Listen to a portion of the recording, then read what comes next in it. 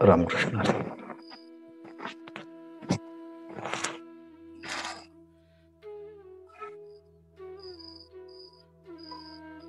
उद्या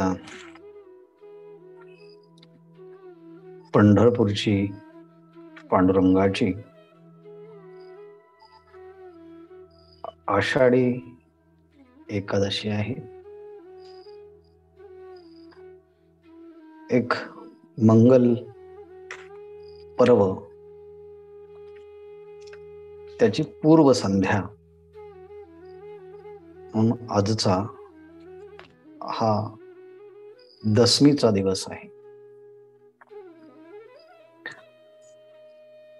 आतापर्यंत म्हणजे कालपर्यंत आपण ज्ञानेश्वरीच्या 14व्या अध्यायाचं संक्षिप्त चिंतन केलं. संपूर्ण सारांश रूपाने त्याचं सगळं चिंतन काल झालं आणि परवापर्यंत ते विस्ताराने केलेलं होतं. आणि मग तो विषय पूर्ण झाला, 14वा अध्याय. पण त्या अगोदर आपण 12व्या अध्यायाचं चिंतन केलं, 13व्याचं केलं, 14व्याचं आत्ता कालच पूर्ण होत आहेत. आणि त्याच्या अगोदर आपण लॉकडाऊनच्या काळामध्ये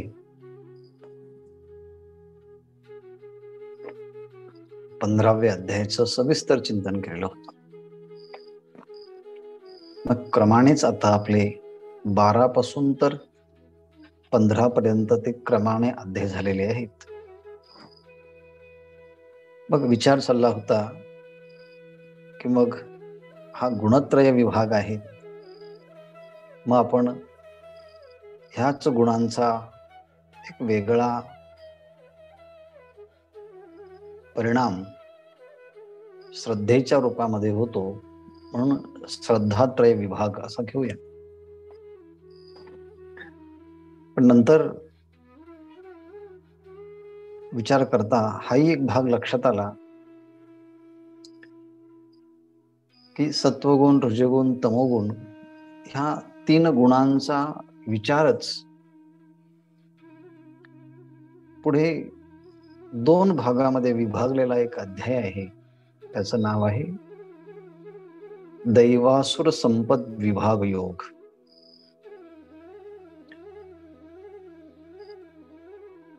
म्हणून तसं जर पाहिलं तर 14वा अध्याय ही गुणत्रय विभाग आहे.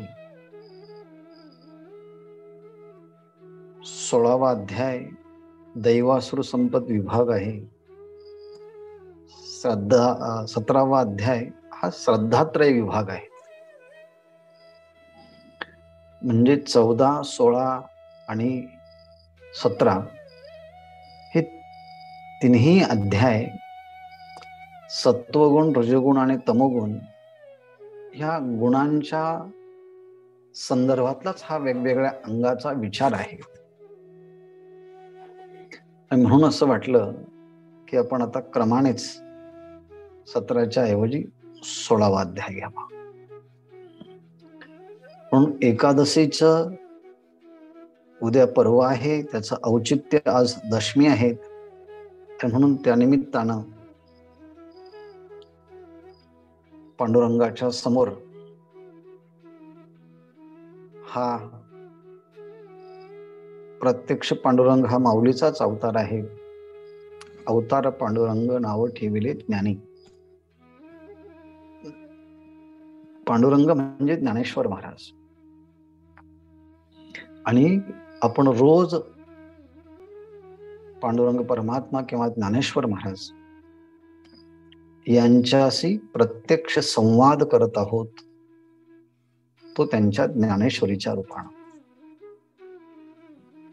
आज 725 वर्ष पूर्ण झाले आहेत ज्ञानेश्वर महाराजांना समाधीला होऊन. प्रत्यक्ष तर आता ज्ञानेश्वर महाराज देहाच्या रूपाने आपण त्यांच्याशी संवाद करू शकत नाही, पण त्यांचीच वाङ्मय मूर्ती असणारी जी ज्ञानेश्वरी आहे, या ज्ञानेश्वरीचं आपण चिंतन करू शकतो. आणि ज्ञानेश्वरीचं चिंतन म्हणजे प्रत्यक्ष ज्ञानेश्वर महाराजांशीच हा संवाद आहे, किंवा पांडुरंगाशी हा संवाद आहे. म्हणून आपण रोजच पांडुरंगाशी किंवा पांडुरंग स्वरूप असणाऱ्या माऊलींशी हा संवाद करत आहोत. असं हे एक मंगल पर्व, याचं औचित्य साधून आज आपण 16व्या अध्यायाला प्रारंभ करत आहोत.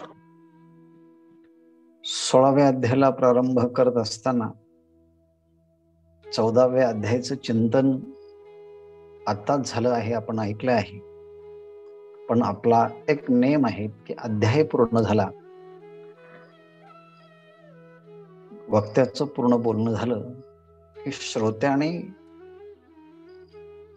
केलेल्या श्रवणाचा एक परिपाक म्हणून आपल्याला काय त्याचं आकलन झालं, त्याचं संक्षिप्त अवलोकन आणि त्याची अभिव्यक्ती आपण करत आहात. तेव्हा आपल्याला काही 1-2 दिवस मिळावेत, म्हणून तोपर्यंत हे आजचं पुढचं चिंतन सुरू आहे. 1-2-3 दिवसानंतर पुन्हा आपण तो 14व्या अध्यायाचं चिंतन आपल्याकडनं होईल अशी अपेक्षा आहे. आजचा अध्याय आहे 16वा अध्याय. 16व्या अध्यायाचं नाव आहे दैवासुर संपद विभाग योग.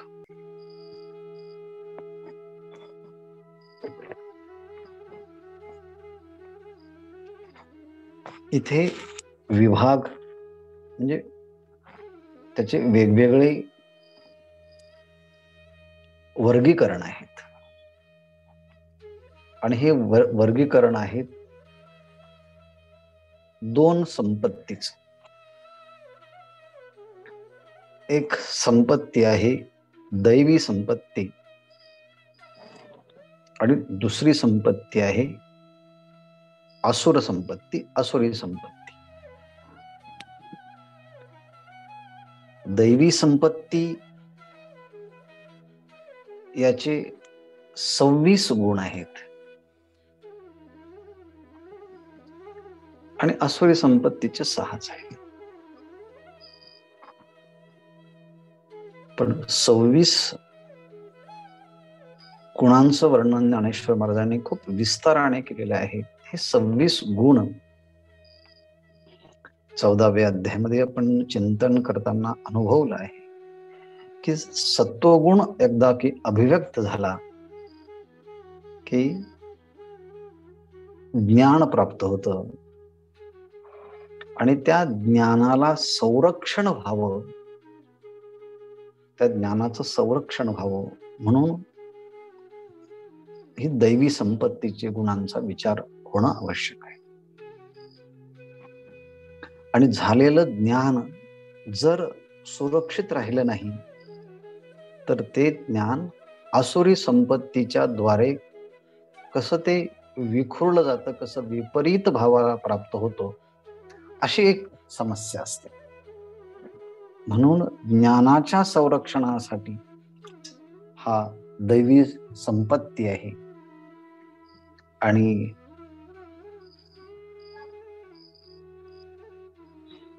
त्याच्या विरुद्ध असणारी ही आसुरी संपत्ती आहे.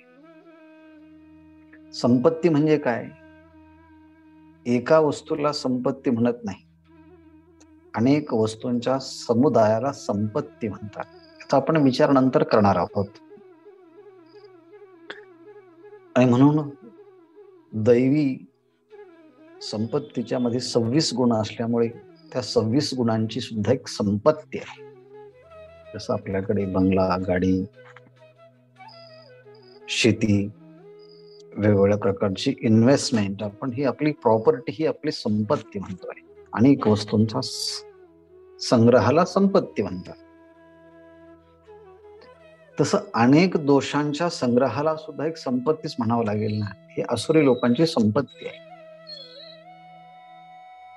परंतु एक संपत्ती बंधनाला कारणीभूत ठरते, तर दुसरी संपत्ती ही मोक्षाला कारणीभूत ठरणारी आहे. 14व्या अध्यायाचा संदर्भ घेऊन जर बोलायचं ठरलं तर सत्वगुणाची ही दैवी संपत्ती जी 26 गुणांच्या माध्यमातून वर्णन केलेली आहे 16व्या अध्यायामध्ये. आणि आसुरी संपत्ती ही तमोगुण प्लस रजोगुण यांच्या एकत्रित रजोगुण आणि तमोगुणाचाच एक परिणाम एकत्रित पाहायला भेटतो, तो म्हणजे ही आसुरी संपत्ती. आसुरी संपत्तीचे 6 दोष जरी सांगितले असले, पण याचा विस्तार मात्र संपूर्ण अध्यायभर आहे. म्हणजेच आपल्याला पुन्हा इथे सत्वगुण, रजोगुण आणि तमोगुण ह्या 3 गुणांचीच ही 2 प्रकारची संपत्ती आहे. दैवी संपत्तीचा हा सत्वगुणाशी संबंध आहे, तर आसुरी संपत्तीचा रजोगुण आणि तमोगुणाशी संबंध आहे. मग आता ती आसुरी संपत्ती म्हणजे रजोगुण आणि तमोगुण एकत्रित आल्यानंतर मनुष्य बोलतो कसा, तो विचार कसा करतो, तो भावना कशी करतो, तो कृती कशी करतो आणि त्या कृतींचा परिणाम कसा कसा होत जातो, जो आपण इथे संक्षिप्त बघितला, त्याचा विस्तार आपल्याला हा 16व्या अध्यायामध्ये पाहायला भेटणार आहे. म्हणजे तिथेही आपण एक प्रकारे गुणांचाच विचार करणार आहोत. आणि या 26 गुणा म्हणजे सत्वगुणांचा विचार करणार आहोत. म्हणजे आपल्याला 14वा अध्याय पूर्ण लक्षात ठेवावा लागणार आहे 16व्या अध्यायाचं चिंतन करताना.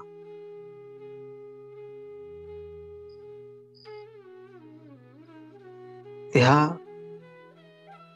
16व्या अध्यायाच्या मध्ये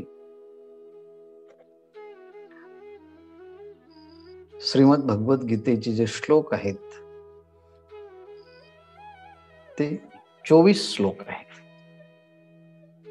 आणि ह्या 24 श्लोकांच्या वरती ज्ञानेश्वर महाराजांनी ज्ञानेश्वरीच्या ओव्यांच्या रूपाने जे भाष्य केलं आहे, त्या ओव्यांची संख्या आहे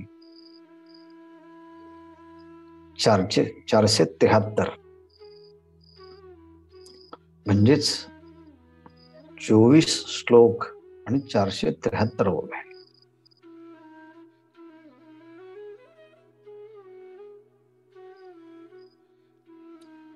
याचा आपण विचार करणार आहोत. आणखी एक मुद्दा आपण उपस्थित करूया आणि मग प्रस्तावनेकडे येऊया.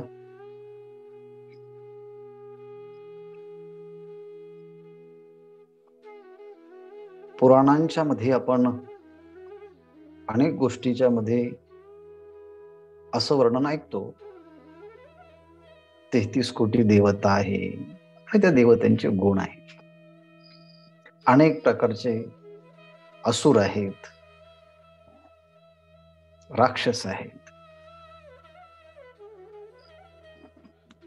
म्हणजे थोडक्यामध्ये या दैवी आणि असुरी ह्या दोन गुणांना आपण एक संपत्तींना आपण एक नाव देऊया, एक गुण आणि दोष.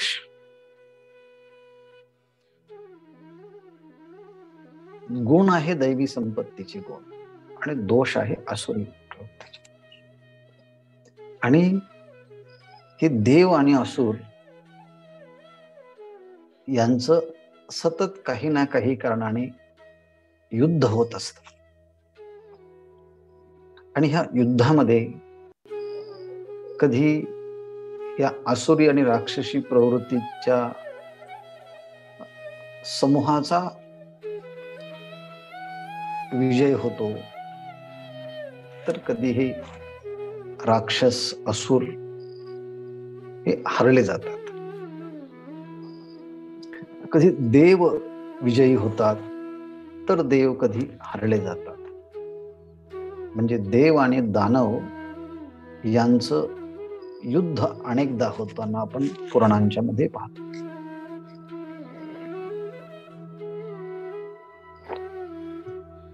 आणि त्यामध्ये कधी देवांचा विजय, कधी राक्षसांचा विजय होतो. पण हे झालं समष्टीच्या दृष्टीने.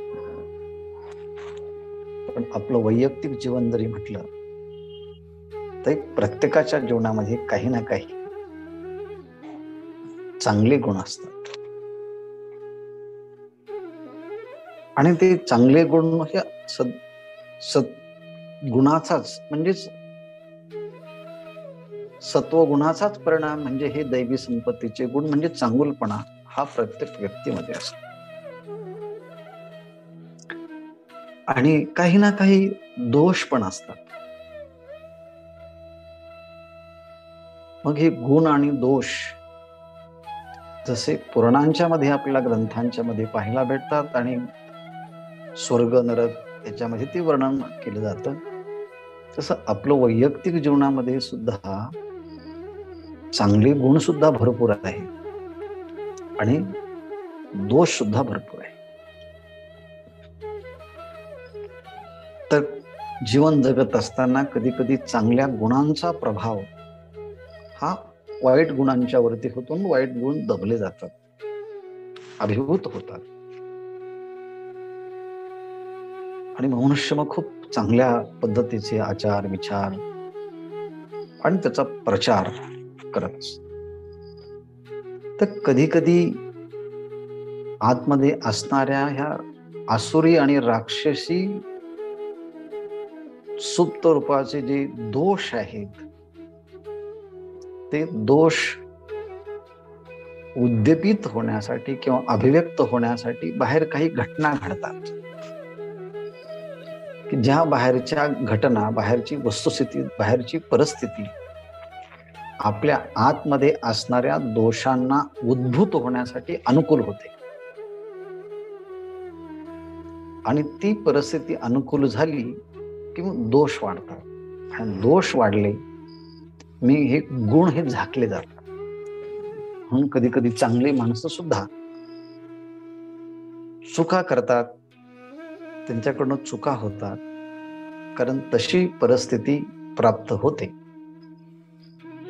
आणि रजगुण मग तमोगुण वाढतो. आणि रजगुण तमोगुण वाढला की मग त्या रजगुणाचा आणि तमोगुणाचा परिणाम हा आत्ताच आपण पाहिला तसा होतो. आणि म्हणून आपल्या मनामध्ये, आपल्या अंतःकरणामध्ये ही दैवी आणि असुरी या दोन प्रवृत्तींचं सारखं युद्ध चाललेलं असतं आपल्या अंतःकरणामध्ये, मनामध्ये. म्हणून तर जगद्गुरु तुकोबाराय म्हणतात ना, रात्रंदिवस आम्हा युद्धाचा प्रसंग अंतर्बाह्य जन आणि मन. अंतर्मन, बाह्य जन. बाह्य जगतामध्ये सुद्धा आम्हाला या दोन्ही प्रवृत्तींच्या लोकांशी युद्ध करावं लागतं आणि आतमध्ये मनामध्ये सुद्धा ह्या दोन्ही प्रकारच्या प्रवृत्ती, दैवी आणि असुरी, ह्या असतात. मग पहिल्यांदा आपल्याला ओळखता आलं पाहिजे की आपल्या जीवनाचं एक सेल्फ अनालिसिस करता आलं पाहिजे की माझ्यामध्ये कोणते दोष आहेत आणि कोणते गुण आहेत. सत्वगुणाच्या परिणामाने कोणते गुण माझ्यामध्ये निर्माण झाले आहेत आणि रजस आणि तमस यांच्यामुळे कोणते दोष निर्माण झाले आहेत, याचं अवलोकन करून मग आपण ते दोष काढण्याचा प्रयत्न केला. जग हे खूप सुंदर आहेत. आपल्याला आपल्याविषयी जेवढं माहिती नसतं तेवढं जगाला आपल्याविषयी माहिती असतं. कारण आपलं वर्तन, आपलं बोलणं हीच आपली ओळख जगाला आपण न बोलताही झालेली असते. आपल्या कामावरून त्याची ओळख होते, आपल्या व्यवहारावरून त्याची ओळख होते. आणि मग जग इतकं हुशार आहे की आपल्या 2-3 वाक्यावरून त्यांना समजतं की समोरच्या व्यक्तीमध्ये कोणत्या प्रकारचे गुण आहेत आणि कोणत्या प्रकारचे दोष आहेत. जे दुसऱ्यांनी सांगण्यापेक्षा आपल्यालाही त्याचं अनालिसिस करता आलं पाहिजे आणि दुसरे बोलल्यानंतर दुसऱ्याचं आपल्याला आपलं दुसऱ्यालाही अनालिसिस होतं. म्हणून ह्या दोषांची, गुणांची विभागणी करून दोष काढून टाकायचे आणि जे गुण आता या ठिकाणी अनुभवणार आहोत ते गुण जास्तीत जास्त आपल्या जीवनामध्ये संपादन करायचे. ते का करायचे? आपण मिळवलेल्या ज्ञानाचं संरक्षण या दैवी संपत्तीचे गुण करतात. आणि मिळवलेलं ज्ञान 12 वाटांना विखुरलं जातं ह्या दोषांच्यामुळे. म्हणून दोष टाकण्यासाठी आणि गुण ग्रहण करण्यासाठी त्याचा विभाग अंतर्बाह्य होणं अत्यंत आवश्यक आहे. म्हणून हा दैवासुर संपद विभाग योग असणारा षोडशो हा एक प्रकारचा 16वा अध्याय आहे. ह्या 16व्या अध्यायाचं खूप चांगल्या पद्धतीने विस्तारानं ज्ञानेश्वर महाराजांनी त्याचं वर्णन केलेलं आहे.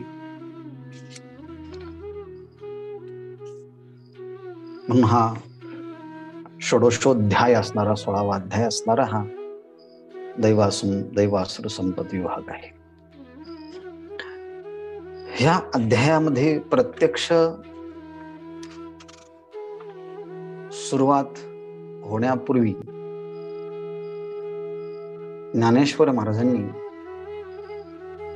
67 ओव्यांच्या मध्ये प्रस्तावना सांगितली आहे. आणि ह्या 67 ओव्यांची प्रस्तावना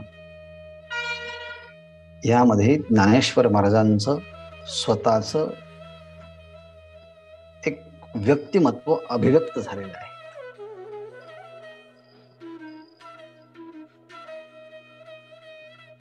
त्यांची आवड,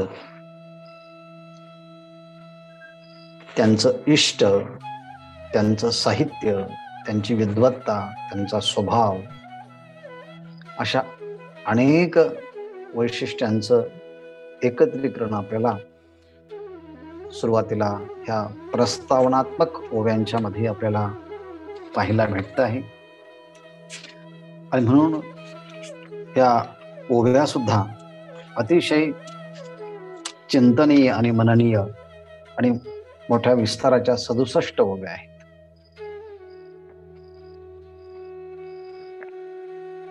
सोळाव्या अध्यायाच्या आरंभाला ज्ञानेश्वर महाराजांनी एक रूपक केलं आहे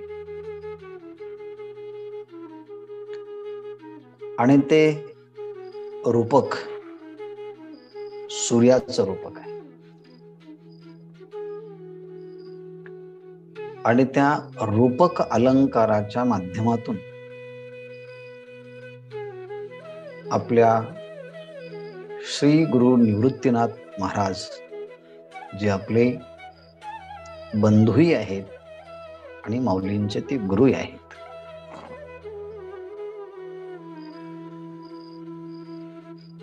त्या गुरूंना मंगल केलं आहे, त्या गुरूंना वंदन केलं आहे, त्या गुरूंचं एक नवलाव वर्णन केलेलं आहे.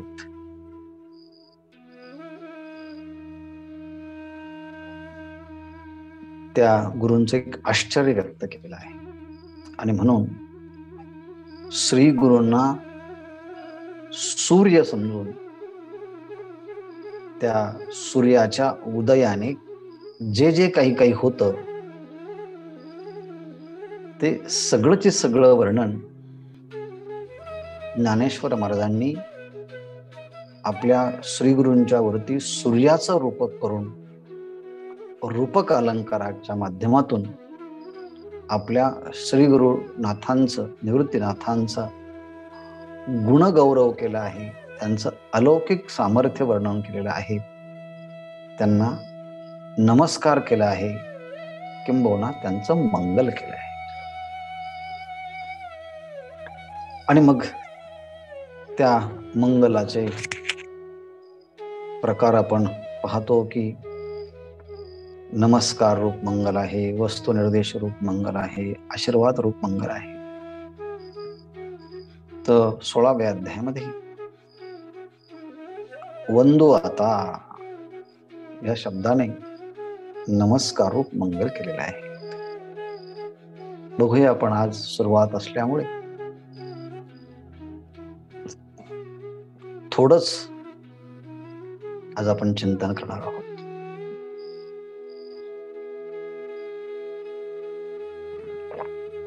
प्रस्तावना असल्यामुळे आज आपण फार ओव्या चिंतनात या ठिकाणी घेणार नाही. कोणतीही ट्रेन, रेल्वे जेव्हा स्टेशनवरून बाहेर निघायला सुरुवात करते तेव्हा त्या ट्रेनची गती अतिशय मंद असते. पण एकदा की त्या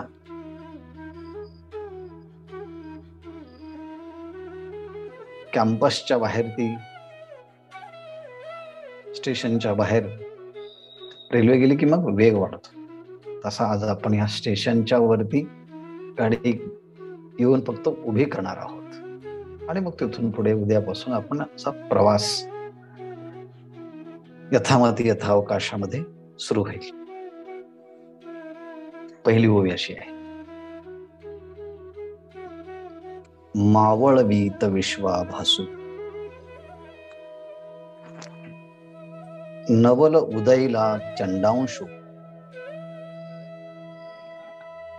अद्वयाब्जिनी विकासू वंदू आता. याच्या अगोदर आपण पाहिलं आहे 14वा अध्याय संपला, 15वा अध्याय संपला आणि 16व्या अध्यायाला सुरुवात होणार आहे. आणि म्हणून अध्यायाला प्रारंभ करण्यापूर्वी श्रेष्ठांना वंदन करणं, नमस्कार करणं, त्यांचा आशीर्वाद घेणं हा शिष्टांचा संप्रदाय आहे. आणि याला अनुसरून 16व्या अध्यायाचा आरंभ करताना ज्ञानेश्वर महाराज वंदन करतात आपल्या श्री गुरूंना. आता वंदो, आता वंदो म्हणजे आता 16वा अध्याय प्रारंभ होत आहे म्हणून आपल्या श्री गुरूंना ते वंदन करतात. जयाचे आठवे शब्दसृष्टी अंगवे सारस्वत अघवे जिव्हेसी वक्तृत्व गोडपणे अमृताते पारोखे म्हणे रस होती उलगणे अक्षरांसी भावाचे अवतरण अवतरविती निज खून हाता चढे संपूर्ण तत्व बोध श्री गुरूंचे पाय जय हृदय घेऊ सोने ठाय ते आता एवढे भाग्य होय उन्मेषासी ते नमस्कार. असं मंगल आपण 13व्या अध्यायामध्ये पाहिजे.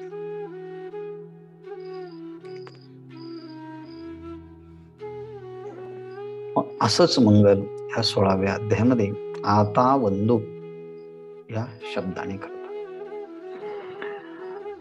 सुरुवातीलाच म्हटलो की सूर्याचं रूपक केलेलं आहे आपल्या श्रीगुरूंच्या वरती. जसा सूर्य उदयाला आला की अनेक गोष्टी घडतात, तसं श्री गुरु रूपी ज्ञान सूर्य उदयाला आल्यानंतर काय काय गोष्टी घडतात. म्हणून या ठिकाणी सूर्याला जी नामविधान दिलेलं आहे ते नाव आहे चंडांशु. चंडांशु शब्दाचा अर्थ आहे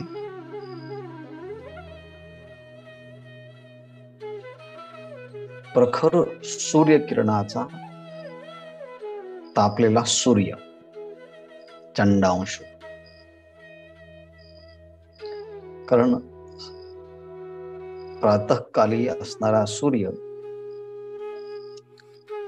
जेव्हा की सूर्योदय होतो आणि सायंकालीन सूर्य की जेव्हा सूर्यास्त होतो, हे दोन्ही वेळची सूर्य आणि सूर्यकिरण हे आल्हादक असतात,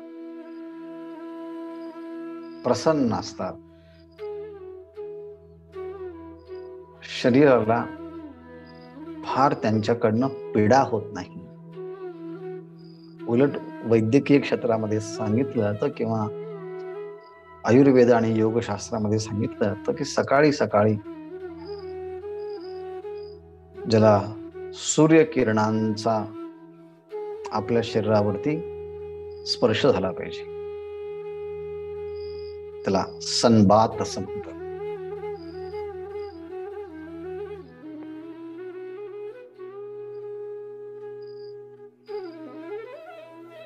म्हणून ते घेतले जातात. किंबहुना सनराईज अँड सनसाईट असे दोन प्रसंग काही ठिकाणी आवर्जून पाहिले जातात. म्हणजे हे दोन्ही सूर्यास्त आणि सूर्योदयाचे सूर्य हे आल्हादक, आकर्षक आणि पीडाकारक नसतात. पण चैत्र महिन्यातला जो सूर्य आहे आणि तोही 12 वाजता प्रखर किरण जेव्हा त्यामध्ये असतात तेव्हा ते शरीराला खूप आघात करतात. म्हणून प्रखर किरणांचा जो सूर्य आहे त्याला नाव दिलं आहे चंडांशु.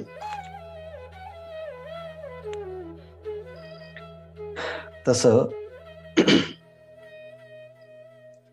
विवेक, वैराग्य, समाधी षटक, दैवी संपत्तीचे 26 गुण किंवा गुणातीतांच्या लक्षणाने युक्त असणारे हे ज्ञान सूर्य श्री गुरु निवृत्तीनाथ महाराज. दुसऱ्या अध्यायामध्ये वर्णन केलेले स्थितप्रज्ञांच्या लक्षणाने युक्त असणारे श्री गुरु निवृत्तीनाथ महाराज, त्यांच्याकडे प्रखर वैराग्याचे हे किरण आहेत आणि विवेकाचे किरण आहेत. म्हणून हा श्री गुरु निवृत्तीनाथ महाराज तेही प्रखर चंडांश आहे. हा भौतिक सूर्य आहे आणि श्री गुरु निवृत्तीनाथ महाराज एक चित सूर्य आहे, तोही चंडांश आहे.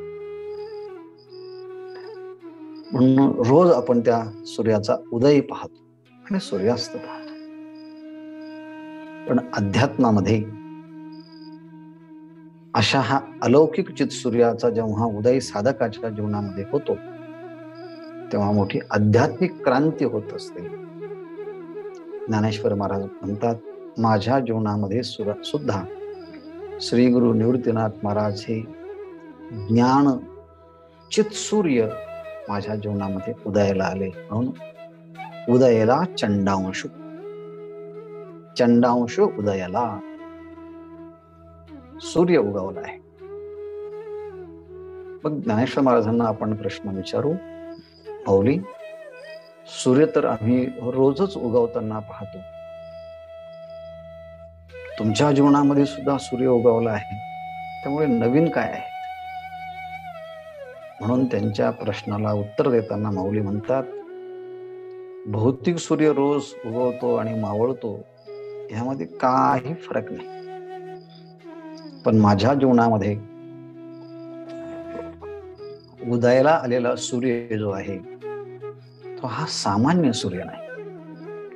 मग कसा आहे म्हटले, तो आश्चर्यकारक सूर्य आहे, तो नवलावक निर्माण करणारा सूर्य आहे, एक नवलाचा सूर्य आहे.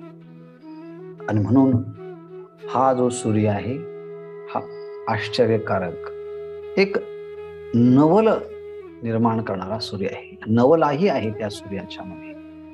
आणि म्हणून नवल उदयला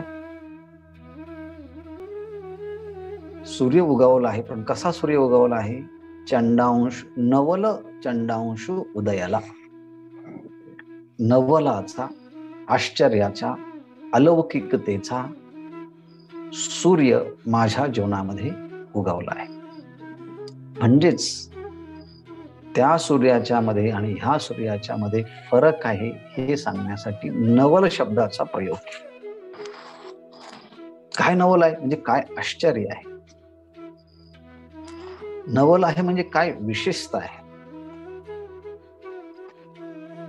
नवल आहे म्हणजे त्या सूर्याच्या मध्ये आणि तुमच्या ज्ञानसूर्य निवृत्तीनाथ महाराजांच्या मध्ये काय वेगळीक आहे, काय विशेषता आहे, काय भिन्नता आहे, काय वेगळीक आहे. ज्ञानेश्वर महाराज म्हणतात, हो अहो, त्या सूर्याच्या मध्ये आणि ह्या सूर्याच्या मध्ये काही सारखेपणा आहेत आणि काही वेगळीक आहे. तोही सूर्य आहेत आणि हाही सूर्य आहे. त्या सूर्याच्या ठिकाणी वेदनादायक असे सूर्यकिरण आहेत, आमच्याही जीवनातल्या सूर्याच्या ठिकाणी ही प्रखर किरण आहेत, पण ही विवेक वैराग्याची किरण आहे, हे ज्ञानसंपत्तीचे किरण आहे, हे दैवी संपत्तीचे किरण आहे, हे स्थितप्रज्ञ लक्षणांचे किरण आहे, हे गुणतीत महापुरुषांच्या लक्षणांचे किरण आहे. आणि हा मुक्तिदायक आहे. म्हणून त्या सूर्याच्या पेक्षा हा सूर्य नवलाव निर्माण करणार आहे, आश्चर्य निर्माण करणार आहे. म्हणून नवल उदयला चंडांशु. मग म्हटले, सांगा बरं काय आश्चर्य आहे, काय नवल आहे त्या सूर्याचं आणि ह्या सूर्याचं? पहिलं नवल सांगतात. पहिलं नवल असं आहे म्हटले, भौतिक सूर्य जेव्हा पूर्व दिशेला उदयाला येतो तेव्हा त्याच्या प्रकाशाने संपूर्ण जग हे उजळून निघतं. आणि मग डोंगर, नद्या, पर्वत, म्हणजे डोंगर पर्वत एकच, समुद्र,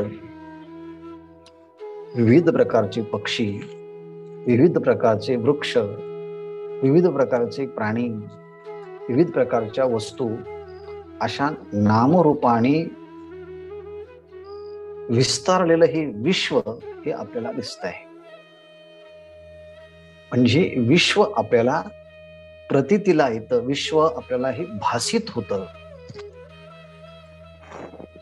पण आमचे ज्ञान सूर्य निवृत्तीनाथ महाराज आमच्या जीवनामध्ये उदयाला आले की त्या सूर्याने काय केलं आहे, हा ज्या भौतिक सूर्याने हे विश्व दाखवलं, पण आमच्या श्री गुरु निवृत्तीनाथांनी ज्ञान सूर्याने काय केलं आहे, हे दिसणार द्वैतात्मक आणि भेदात्मक आणि आभासात्मक असणाऱ्या या विश्वाचा आभास जो आहे तोच मावळून टाकला. म्हणून मावळवीत विश्वाभासू, म्हणजे भौतिक सूर्य हा विश्व आभास दाखवतो, तर ज्ञान सूर्य ह्या विश्वाला मावळून टाकतो. सूर्याचा उदय आला की संपूर्ण विश्व दिसतं, आणि अशा श्री गुरु निवृत्तीनाथ महाराजांच्या ज्ञान सूर्याचा उदय झाला की हे संपूर्ण विश्वाभास मावळवित, विश्वाचा भास नाहीसा करत. मावळवीत विश्वाभासू, हे विश्व आहे, पण हे विश्व खरं नाही. तर हा विश्व हा आभास आहे. जसं दोरीवर भासलेला सर्प हा खरं सर्प नाही, तर हा सर्पाभास आहे. दोरीचं ज्ञान झालं की सर्पाभास मावळतो. मग खाली आपल्याला रज्जू रूपाने प्रतीतीला येते. पण त्या रज्जूचं ज्ञान नसल्यामुळे रज्जूच आपल्याला सर्प रूपाने प्रतीतीला येते. पण एकदा की रज्जूचं ज्ञान झालं की भासलेला मिथ्या सर्प याची निवृत्ती होते. पण आत्मस्वरूपाच्या अज्ञानामुळे नसलेलं जग हे भासत आहे. पण एकदा की आत्मस्वरूपाचं ज्ञान झालं की आपल्याला हे जग हे भास आहे, विश्वाचा भास आहे. तर सर्पाचा भास व्हावा रज्जूवरती, तसं आत्मस्वरूपाच्या अधिष्ठानावरती, परब्रह्माच्या अधिष्ठानावरती हे विश्व हे भासत आहे, विश्व हे प्रतीतीला येत आहे. पण रज्जूच्या ज्ञानाने सर्पाचा भास निवृत्त झाला की आपल्याला काही दिसतच नाही, तो विश्वाभास मावळतो. म्हणून श्री गुरु निवृत्तीनाथ महाराज आत्मस्वरूपाची ओळख करून देणारे हे ज्ञानसूर्य असल्यामुळे त्या ज्ञानसूर्याचा उदय झाला, आत्मज्ञानाचा बोध झाला, आत्मज्ञानाची प्रतीती आली की जी हा जो विश्व आहे ते आत्मस्वरूपावरती, ब्रह्मस्वरूपावरती अध्यस्त आहे, आणि अधिष्ठानाच्या ज्ञानाने अध्यस्त पदार्थांची निवृत्ती होत असते. हा वेदांताचा सिद्धांत आहे. आणि म्हणून आत्मस्वरूपावरती भासलेलं हे जगत, आत्मस्वरूपाची ओळख करून देणारे श्री गुरु निवृत्तीनाथ महाराज आले, ह्या संपूर्ण विश्वाभासच मावळला जातो. मावळवित म्हणजे तो खोटा ठरतो, बाधित ठरतो, मिथ्या ठरतो. मावळणे शब्दाचा अर्थ आहे नाहीसे होणे, प्रतीतीला, सत्यत्वाने प्रतीतीला न येणं. भास, मिथ्या अशा स्वरूपानं विश्वाभास मावळवित. कोण? नवल चंडांशु उदयाला मावळवित विश्वाभासू, विश्वाभासू मावळवित, विश्वाचा भास मावळून टाकतो. मग हाच फरक आहे. भौतिक सूर्य उदयाला आलं की भेदाची प्रतीती दिसते, आणि ज्ञान सूर्य उदयाला आलं की दिसणारा भेदात्मक विश्व जे मिथ्यत्वाने प्रतीतीला येत होतं ते आता मावळलं जातं. भास असं म्हणताना ते मिथ्या आहे, हे भास म्हणत असताना ते अध्यस्त आहे, ते भास म्हणत असताना ते आगंतुक आहे. अच्छा, बघ ही गोष्ट घडते. मावळवित विश्वाभासू, त्या सूर्याने विश्वाभास तो दाखवतो, आणि हा सूर्य विश्वाभास मावळवितो. हे तर आश्चर्य आहे. पण मावळवित विश्वाभासू नवल उदयला चंडांशु. आणखी काय घडतं?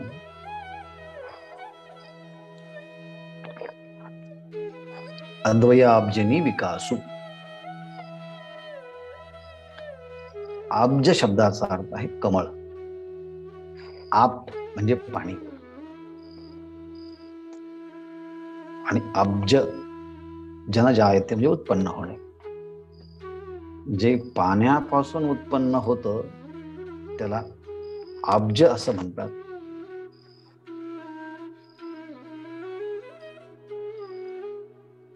आणि म्हणून त्याला पंकज असं म्हणतात. पंकज, अब्ज हे एकाच अर्थाने. पण आता हे अब्ज म्हणजे कमळ, पण इथे कमळ नाही घेतलं आहे, इथे घेतलं आहे अब्जनी. अब्जनी म्हणजे कमळिनी. कमळ आणि कमलिनी. पण ही कोणती कमलिनी आहे, कोणत्या प्रकारची कमलिनी आहे तर सांगतात अद्वयाब्जिनी. अद्वय रूपी कमलिनी आहे. आणि ही अद्वय रूपी कमलिनी कधी विकास होते, जेव्हा चंडांशु उदयाला, जेव्हा सूर्याचा विकास होतो तेव्हा सूर्य विकासिनी कमळ किंवा सूर्य विकासिनी कमलिनी याचा विकास होतो. म्हणजे ते कमळ प्रफुल्लित होतं, त्या पाकळ्या विकसित होतात. आणि पाकळ्या एक नसतात, दोन नसतात, असंख्य पाकळ्या ह्या विकसित होतात. असंख्य पाकळ्या ह्या भेद दाखवतात वेगवेगळ्या प्रकारचे. म्हणजे तिथे द्वैत दाखवतात. म्हणजेच त्या सूर्याच्या उदयाने द्वैतात्मक कमळ किंवा कमलिनीचा विकास होतो. पण या ज्ञान सूर्याचा उदय झाला असताना अद्वैत रूपी कमलिनीचा विकास होतो. अद्वैत रूपी कमलिनीचा विकास होतो म्हणजे आता तिथे द्वैत राहतच नाही. जिकडे तिकडे अद्वैतच अद्वैत. म्हणजे केवळ जसं दोरीचं ज्ञान झालं की सर्प भास मावळतो खाली फक्त आणि फक्त एकमेवाद्वितीय असणारी रज्जूस प्रतीतीला येते, तसं ब्रह्मस्वरूपाचं यथार्थ ज्ञान झालं की त्या ब्रह्मस्वरूपाच्या अधिष्ठानावरती अध्यस्त असणारा जो विश्वाभास तो पूर्णपणे मावळला जातो आणि खाली फक्त केवळ आणि केवळ अधिष्ठान शिल्लक राहतं. आणि ते अधिष्ठानालाच या ठिकाणी कमलिनीची उपमा दिलेली आहे. अद्वयाब्जिनी विकासू. अद्वय रूपी अब्जनी, अद्वैत रूपी या कमलिनीचा विकास करणारे आणि विश्वाभासाला मावळून टाकणारे असे नवलाचे ज्ञान सूर्य निवृत्तीनाथ महाराज माझ्या जीवनामध्ये उदयाला आले. आणि म्हणून त्यांना मी आता श्री साष्टांग दंडवत करतो आहे, नमस्कार करतो आहे, त्यांना मी शरण जातो आहे. या अर्थाची ओवी आहे. मावळवीत विश्वाभासू, नवल उदयला चंडांशू, अद्वयाब्जिनी विकासू बंधू आता. शेष विचार नंतर तूर्त आपण थांबूया. ओम पूर्णमदः पूर्णमिदं पूर्णात् पूर्णमुदच्यते पूर्णस्य पूर्णमादाय पूर्णमेवावशिष्यते. ओम शांती शांती शांती. 16वा अध्याय आपल्याला नुकताच आज सुरू झाला आहे. जे कोणी नवीन लोक असतील की आम्हाला पूर्ण ज्ञानेश्वरी नाही ऐकणं शक्य आहे, पण एखादा अध्याय ऐकू अशी एखाद्या अध्यायाची जिज्ञासा पूर्ती ज्यांची आहे किंवा काय आहे बघूया तरी एखादा अध्याय ऐकून, असं जे कोणी लोक ज्याला आपण सिझन्ड जिज्ञासू असं म्हणूया ते असतील, त्यांना आपण अवश्य ही गोष्ट कळवावी आणि त्यांनाही या निमित्ताने सहभागी होता येईल.